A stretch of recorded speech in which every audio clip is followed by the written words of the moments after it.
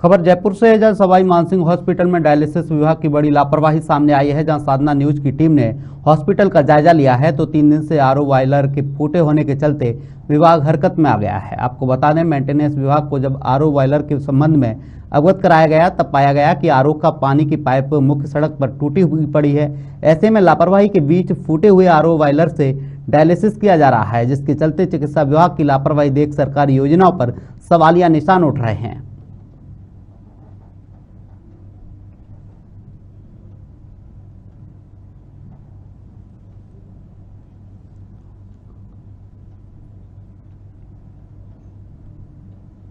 आपको बता रहे हैं, खबर जयपुर से है, जहां डायलिसिस विभाग की बड़ी लापरवाही सामने आई है। साधना न्यूज की टीम ने इसका जायजा लिया है। डायलिसिस विभाग की लापरवाही है। सवाई मानसिंह हॉस्पिटल ये लापरवाही बरत रहा है, जहां डायलिसिस विभाग की ये लापरवाही देखने को मिली है। हॉस्पिटल का जायजा लिया है साधना न्यूज की टीम ने।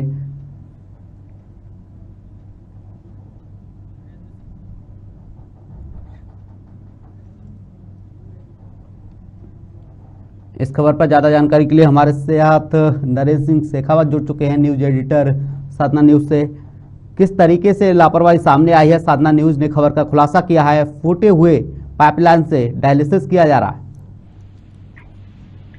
अरुण जी, राजस्थान का सबसे बड़ा चिकित्सालय है सवाई मानसिंह अस्पताल, जहां पर राजस्थान के साथ साथ हरियाणा के और उत्तर प्रदेश के भी लोग आते इलाज कराने के लिए आते हैं। और एसएमएस अस्पताल के अंदर डे केयर के नाम से एक डिपार्टमेंट है। इस डिपार्टमेंट के अंदर जो किडनी के रोगी होते हैं उनका डायलिसिस किया जाता है।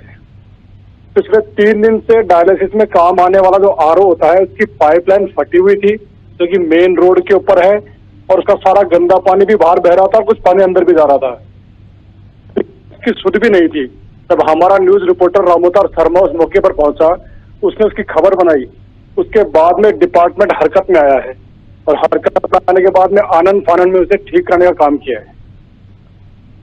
नरेंद्र जी, अपने आप में बड़ा सवाल है कि एक अस्पताल इतनी बड़ी लापरवाही कर रहा है। डायलिसिस के मरीजों के लिए वो गंदा पानी आ रहा है, आरओ का पानी इसीलिए पिलाया जाता है क्योंकि साफ और स्वच्छ होता है, लेकिन गंदा पानी आ रहा है। डॉक्टरों का इस ओर ध्यान नहीं गया है।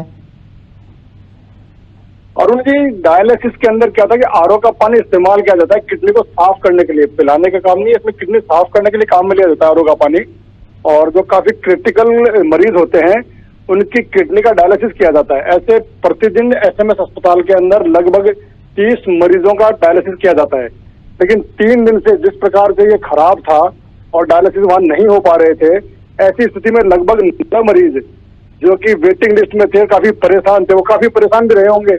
और डिपार्टमेंट की सबसे बड़ी लापरवाही तो इस चीज से सामने आती है कि इनका जो इंचार्ज है राम प्रसाद मीणा, जो हेड है इस डे केयर का, उसी को सुपर स्पेशलिटी जो हॉस्पिटल है उसका एचडी वार्ड का भी हेड बना रखा है, उसी को अंगदान का हेड भी बना रखा है, साथ साथ में उसी व्यक्ति को अंग प्रत्यारोपण का विभाग का भी काम दे रखा है। इतना ही नहीं, नर्सिंग अधीक्षक का काम भी उसी को दे रखा है। एक आदमी के पास इतने पद देने के कारण क्या है? क्या किसी राजनीतिक दबाव में पद दिए गए हैं या किसी अधिकारी का उसके ऊपर हाथ है? ये सब एक गंभीर विषय है, क्योंकि वो काम भी नहीं कर पा रहा और अस्पताल की स्थिति बहुत दयनीय हो चुकी है। वही अस्पताल प्रबंधक का क्या कुछ कहना है इस मामले में? अस्पताल प्रबंधक या कोई भी बात करने को तैयार नहीं है। जब हमारा रिपोर्टर प्रबंधक के वहां गया तो उनका रूम भी बंद मिला। आरपी मीणा जी से मिला तो वो भी सही तरह से जवाब नहीं दे पाए और बात को टका के निकल गए। मैं रोकना चाहूंगा, हमारे साथ राम प्रसाद सिंह जुड़ चुके हैं, जो कि नर्सिंग अधीक्षक हैं। नरेंद्र जी, सवाल कि प्रबंधक का क्या कुछ कहना है इस पूरे मामले पे? इतनी बड़ी लापरवाही सामने आई है, इसके बाद अस्पताल प्रबंधक का क्या कुछ कहना है? राम प्रसाद जी, आपका साधना न्यूज में बहुत बहुत स्वागत है। हम जानना चाह रहे हैं कि पिछले 3 दिन से जो डे केयर के अंदर डायलिसिस का काम नहीं हो पा रहा था, पाइपलाइन फटी हुई थी, उसकी जानकारी संपर्क हमसे नहीं हो पा रहा है। नरेंद्र सिंह जी, उनका संपर्क हमसे नहीं हो पा रहा है। सवाल है कि अस्पताल प्रबंधक क्या कह रहा है इस पूरे मामले पर?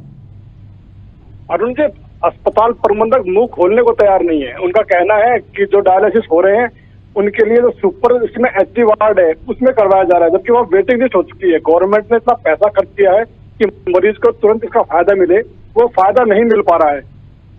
एक ही वार्ड में डबल मरीजों की जो भीड़ हो गई है उससे वो वेटिंग में चले गए हैं। सबसे बड़ा सवाल ये भी है कि प्रशासनिक अधिकारियों का इस ओर ध्यान क्यों नहीं जा रहा है?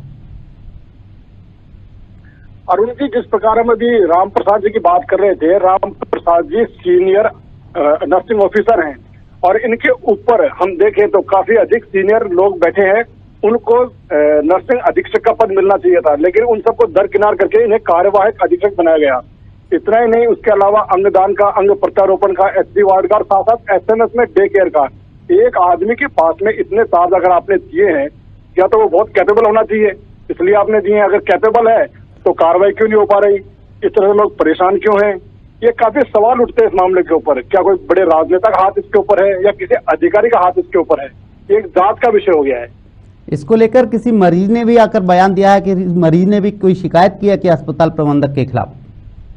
अरुण जी, मरीजों का कॉल आने के ऊपर ही हमने ये सब स्टिंग ऑपरेशन करवाने की कोशिश की। हमने पत्रकार को भेजा तो सब कुछ सही पाया गया कि वो डे केयर 3 दिन से बंद पड़ा था। हमने कर्मचारियों से बात की, कर्मचारियों ने कहा कि हम कल गए वहां पे तो उन्होंने कहा कि 3 दिन से ये खराब है, लेकिन कल 3 बजे इसकी शिकायत दर्ज कराई गई है रिपेयर करवाने के लिए पाइपलाइन की।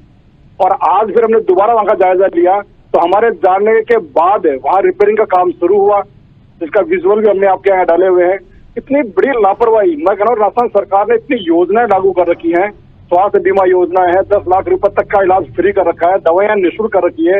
इस प्रकार के अधिकारी अगर इन सब का देख रेख करेंगे तो किस प्रकार की योजना सफल हो पाएंगी? सरकार के हर योजनाओं के ऊपर सवालिया निशान लग चुका है।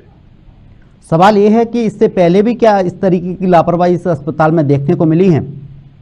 अरुण जी, काफी रही होंगी। पहली बार हमारी नजर गई है, हमारी टीम पहली बार वहां पहुंची है तो ये सब चीजें सामने आई हैं। इसका मतलब है कि वहां पे पहले भी बहुत रही होंगी। इसी प्रकार सुपर स्पेशलिटी जो हॉस्पिटल है उसके निर्माण को लेकर भी सवाल उठ रहे हैं।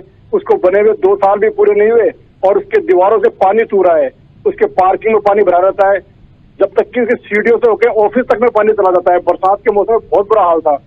आखिर इन सबके पीछे है कौन? इसके साथ ही वहाँ के जनप्रतिनिधियों का क्या कहना है? क्या उनसे आपकी बात हो पाई है? आज जनप्रतिनिधि से बात नहीं हो पाई। कल मैं इसको लेकर के सभी जनप्रतिनिधि से बात करूंगा। दोनों ही पार्टियों के प्रवक्ताओं से इसको लेकर के बातचीत की जाएगी कि बहुत बड़ा सवाल है यहाँ की जनता के स्वास्थ्य को लेकर के। एक आखिर सवाल है, निशान लग चुका है। हम जितना पैसा टैक्स के रूप में गवर्नमेंट को देते हैं और गवर्नमेंट हमें सुविधाओं के रूप में वो पैसा इस्तेमाल करती है, आखिर उन पैसों का इस्तेमाल सही ढंग से क्यों नहीं हो पा रहा है? इस प्रकार के अधिकारी तो 6-6 साल ले लेते हैं और उसके बाद भी काम नहीं कर पाते, ये बहुत बड़ी बात है। एक जांच का विषय हो गया है सर। तमाम जानकारी के लिए आपका बहुत बहुत शुक्रिया नरेंद्र जी। खबर पर नजर बनाए रखिएगा। आपको बता रहे हैं राजकीय चिकित्सालय में लापरवाही सामने आई है। जयपुर से खबर आपको बता रहे हैं जहां अस्पताल प्रबंधन की पोल खुली है।